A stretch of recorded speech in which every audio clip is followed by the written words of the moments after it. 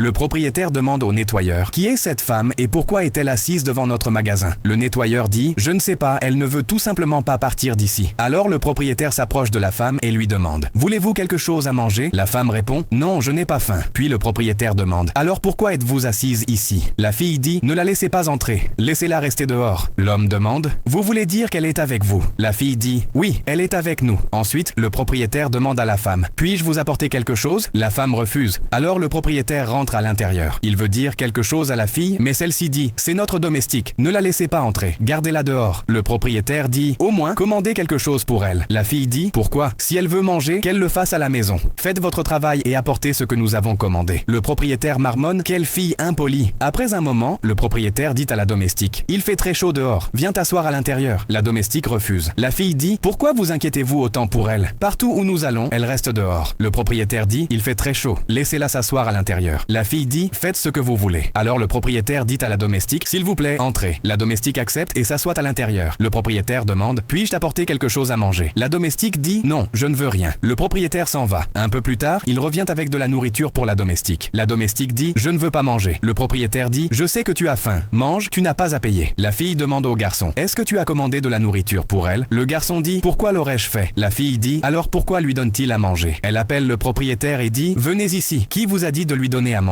Nous n'avons pas commandé ça. Qui va payer? Le propriétaire dit, il n'y a pas besoin de payer, c'est de notre part. La fille dit, que cherchez-vous à prouver? Que je n'ai pas d'argent pour nourrir ma domestique. Le propriétaire dit, vous avez mal compris, ce n'était pas mon intention. La fille dit, restez à votre place. D'abord vous l'avez fait entrer sans demander, puis vous l'avez assise avec nous. Le propriétaire dit, vous n'avez aucune éducation. Vous parlez n'importe quoi depuis tout à l'heure. Le garçon dit, comment avez-vous parlé avec elle? Nous ne mangerons pas ici. Il dit à la fille, allons-nous-en. La fille dit, oui d'accord, allons-y. Elle dit à la domestique, qu'est-ce que tu regardes? Viens avec nous. Le propriétaire dit à la domestique, reste ici. La fille dit, tu crois qu'elle t'écoutera? Elle travaille chez moi. Elle m'écoutera, sinon je la renvoie tout de suite. Puis elle dit à la domestique, viens. La domestique dit, je ne viens pas. La fille dit, ah bon, maintenant tu refuses à cause de lui? Si tu ne viens pas, je ne te paierai pas. La domestique dit, j'ai dit que je ne viens pas. Le garçon dit, ça ne sert à rien de parler, rentrons. Elle viendra d'elle-même. Ils partent tous les deux. Après leur départ, le propriétaire demande à la domestique, pourquoi n'es-tu pas parti avec eux? La domestique dit, j'étais obligée, je suis la seule à gagner de l'argent à la maison. J'avais peur de dire quelque chose, mais aujourd'hui vous m'avez un peu soutenu. Alors j'ai eu du courage. C'est pourquoi j'ai décidé de quitter ce travail. Le propriétaire dit, tu as bien fait. Puis il demande, veux-tu travailler ici? La domestique accepte et obtient un emploi sur place. Celui qui humilie les autres finit par être humilié lui-même.